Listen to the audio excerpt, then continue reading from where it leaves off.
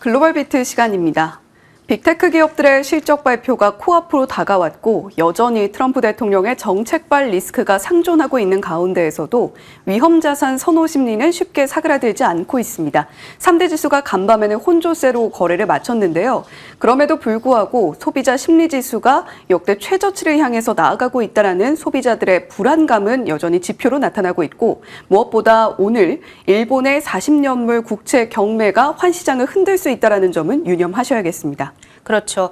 이런 이슈들을 소화하면서 달러가 4년 내 최저 수준을 기록했다라는 점은 우리가 한 가지 리스크 요인으로 꼽아봐야겠습니다만 그럼에도 불구하고 뉴욕 증시 3대 지수 오늘 양호한 흐름으로 거래를 마치고 있습니다. 시장 상황 자세하게 리뷰를 해보시죠. 3대 지수 혼조세를 나타내고 있습니다. 보험사들의 주가가 오늘 많이 눌렸습니다. 그러면서 이쪽의 포션이 높은 다우 지수가 49,000포인트대 초반까지 밀리면서 거래를 마쳤고요.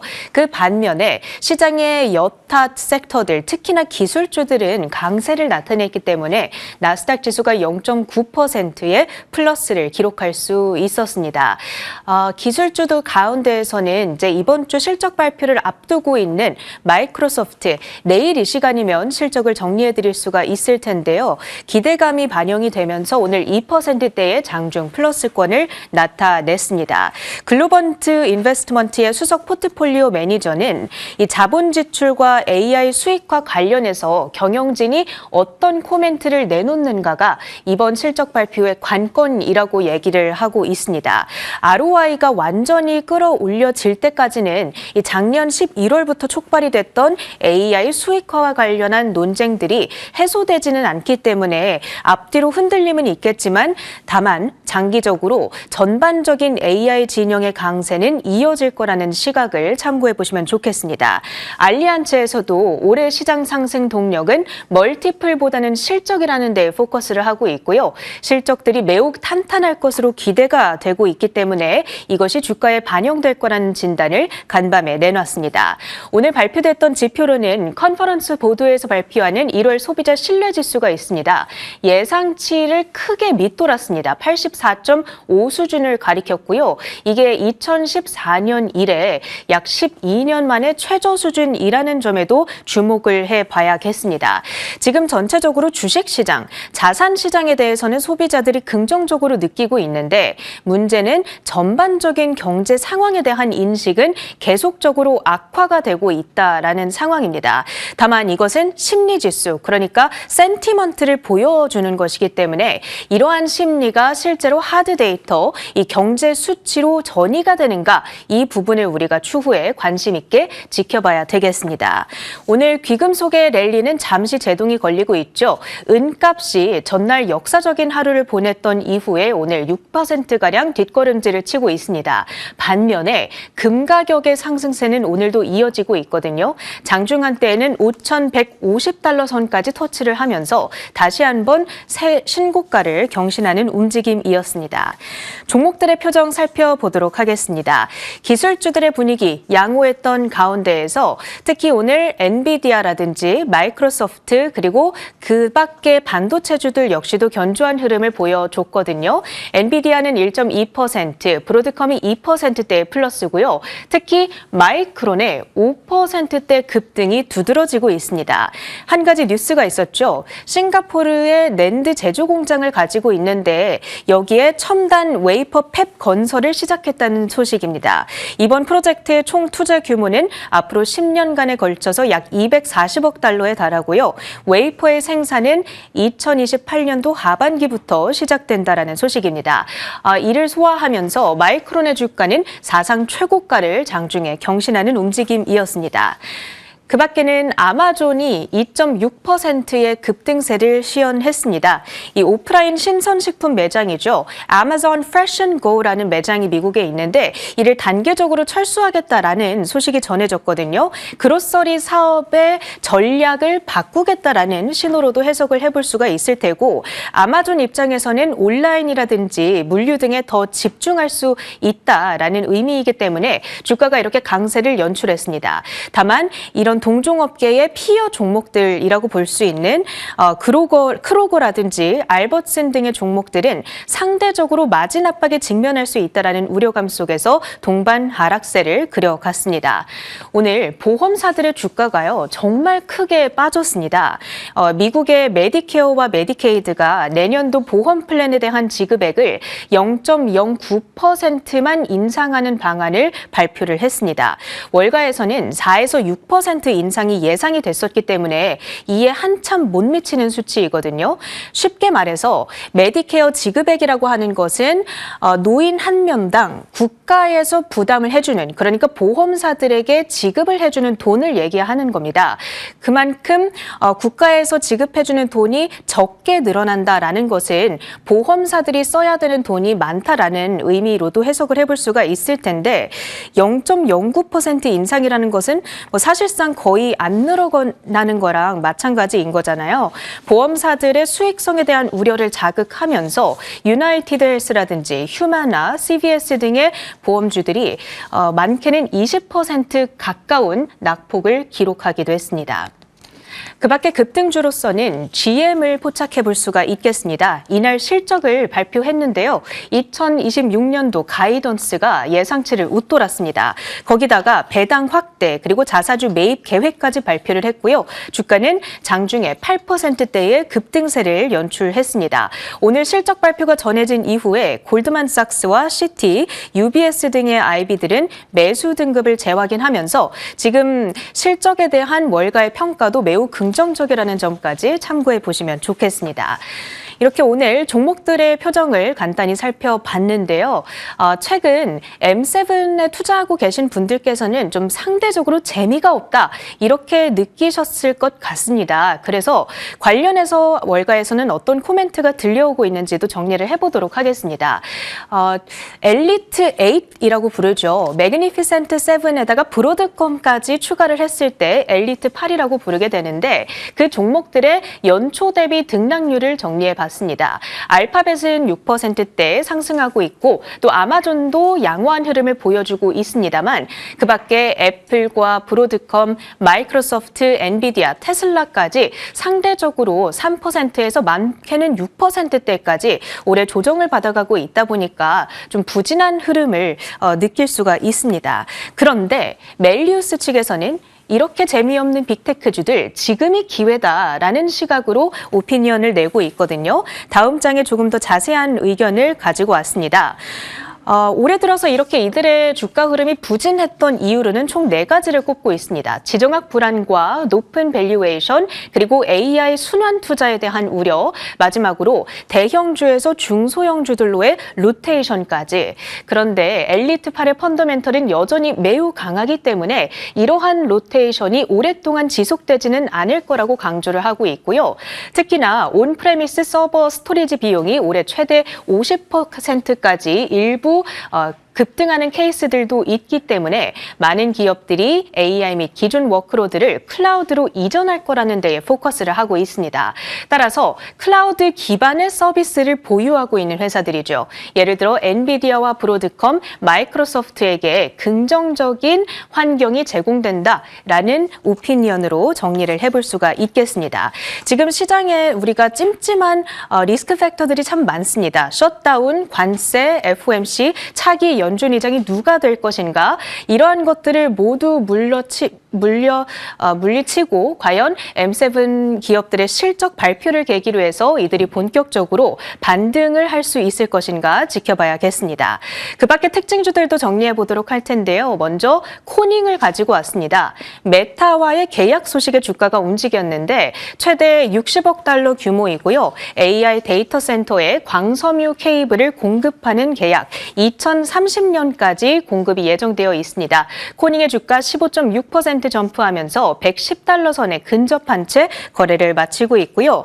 오늘 우주 관련주들의 시세도 좋았습니다. 그 가운데에서 특히 레드와이어, 골든돔 사업에 참여한다는 소식 가운데에서 급등세를 연출했는데요. 이 미국의 미사일 방어청이죠. MDA가 현재 골든돔 구상의 일환으로서 쉴드 프로젝트를 진행하고 있습니다. 쉴드는 방어한다. 말 그대로 이 미사일 방어 시스템을 구축하기 위한 프로젝트인데 레드와이어는 우주에서 쓰이는 방위, 감시, 통신용 부품을 만드는 회사라고 보시면 되겠고요. 더 구체적으로는 위성 구조물이라든지 우주 기반 센서, 전자 장비 등을 공급할 예정이라고 합니다. 레드와이어의 주가는 장중 두 자릿수의 급등세, 많게는 30% 가까운 급등으로 진행이 됐고요. 마지막으로 네오클라우드 테마주들도 다 함께 강세를 나타냈습니다. 이 소식은 아마도 엔비디아가 전일 이 코어위브에 20억 달러의 추가 투자를 감행한다라는 소식에 따라서 전반적인 센티먼트가 리프트업 됐던 것으로 해석을 하고 있습니다. 코어위브의 주가는 10.7%의 급등 흐름을 이어갔는가 하면 그 밖에도 아이렌의 주가 14.6%의 급등이었고요. 사이퍼 마이닝이라든지 테라울프 등의 종목들이 전반적으로 10% 내외의 강세로 진행이 됐습니다. 시황 정리였습니다.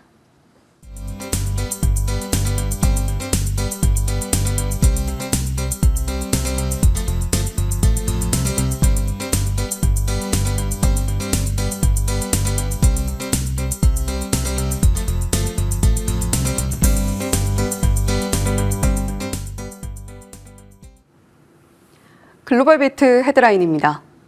최근 글로벌 증시가 고점 부근에서 변동성을 키우는 가운데 시티그룹과 골드만삭스가 상반된 의미를 담은 분석을 내놨습니다. 투자자들이 리스크를 줄이며 신중한 태도를 보이는 한편 위험 선호도는 3년 만에 최고치를 기록하며 역대급 낙관론이 공존하고 있습니다. 지난주 뉴욕 증시의 반등을 이끈 핵심 동력은 신규 매수가 아닌 숏 커버링이었습니다. 시티그룹 분석에 따르면 최근 지수 선물 시장은 투자자들이 리스크 노출을 줄이기 위해 기존 공매도 포지션을 되사는 흐름이 주도했습니다. 특히 S&P 500과 나스닥 100을 중심으로 전체 투자 비중을 축소하는 디그로싱 현상이 가속화되면서 시장 전반은 중립 수준의 조심스러운 국면에 진입했는데요. 하지만 시장을 바라보는 심리 지표는 전혀 다른 방향을 가리키고 있습니다. 골드만삭스의 위험 선호 지표 RAI는 지난주 1.09를 기록하며 2021년 이후 최고치를 경신했습니다. 이는 1991년 이후 상위 2%에 해당하는 이례적인 수준인데요. 대형주보다 소형주, 선진국보다 신흥국 주식이 강세를 보이고 있으며 엔화 대비 호주 달러 가치가 상승하는 등 위험 자산에 대한 베팅이 활발하지만 안전 자산인 금 가격의 랠리도 이어지는 등 시장 내부의 신중한 심리 역시 강하게 공존하고 있습니다. 골드만삭스 전략가들은 RAI가 1.0을 넘었던 과거 6번의 사례 중 대부분은 향후 1년 뒤 주가 상승으로 이어졌다며 지금의 높은 수치가 곧 하락장으로의 반전을 의미하는 것은 아니라고 분석했습니다. 다만 거시경제 환경의 뒷받침 여부가 이번 안개 속 랠리의 지속성을 결정할 분수령이 될 전망입니다. 한국의 추가 관세를 위협하고 나선 트럼프 대통령이 일본과는 대규모 투자 패키지의 윤곽을 드러내고 있습니다. 반도체와 양자 컴퓨터 그리고 군사 안보의 핵심 소재인 인공 다이아몬드 생산 시설을 미국 현지에 구축하기로 한 건데요. 양국의 밀월 관계가 깊어지는 모습입니다. 일본 정부가 추진 중인 5,550억 달러, 약 750조 원 규모의 대미 투자 패키지 중 상징적인 사업으로 인공 다이아몬드 생산 거점 구축이 낙점됐습니다. 로이터 통신에 따르면 이번 프로젝트는 오는 3월 다카이치 사나의 일본 총리의 방미 일정에 맞춰 공식 발표될 예정인데요. 인공 다이아몬드는 단순한 장신구용을 넘어 현대 첨단 산업의 게임 체인저로 불리는 전략 자산입니다. 첨단 산업의 필수제로 반도체의 초정밀 연마와 양자 소자 가공은 물론 고성능 전자 시스템에 열을 식히는 방열 소재로 대체 불가능한 역할을 하고 레이더 부품 및 정밀 탄약 제조 등 이중 용도로 사용돼 국가 안보와도 직결됩니다. 특히 이번 협력은 인공 다이아몬드 시장의 상당 부분을 점유하고 있는 중국에 대한 의존도를 낮추고 미일 중심의 안정적인 공급망을 구축하려는 전략적 의도가 담긴 것으로 풀이됩니다. 이번 프로젝트에는 세계 최대 다이아몬드 기업인 드비어스 그룹의 계열사 엘리먼트6가 핵심 파트너로 참여하는데요. 엘리먼트6는 비상장사이지만 모기업이 드비어스이고 현재 글로벌 광산업체인 앵글로 아메리칸이 드비어스 지분의 85%를 보유하고 있어 이번 미일 합작 프로젝트의 최대 수혜주로 꼽힙니다. 다만 최근 앵글로 아메리칸이 구리 등 핵심 광물에 집중하기 위해 드비어스의 분리 상장이나 매각을 검토 중이라는 점은 투자 시 반드시 참고해야 할 변수입니다. 미국 국방부 내부적으로도 본토 방어막 구축과 군 정보 시스템 현대화를 위해 천문학적인 예산을 쏟아붓고 있습니다. 아마존과 세일즈포스 같은 빅테크 기업은 물론 레드와이어와 카르만 등 차세대 우주, 방산 기업들이 잇따라 대형 계약을 따내며 국방 파트너로서의 입지를 굳히고 있습니다. 미 미사일 방어국 MDA가 추진하는 1,510억 달러 규모의 사업에 우주기업 레드와이어와 카르만이 나란히 이름을 올렸습니다.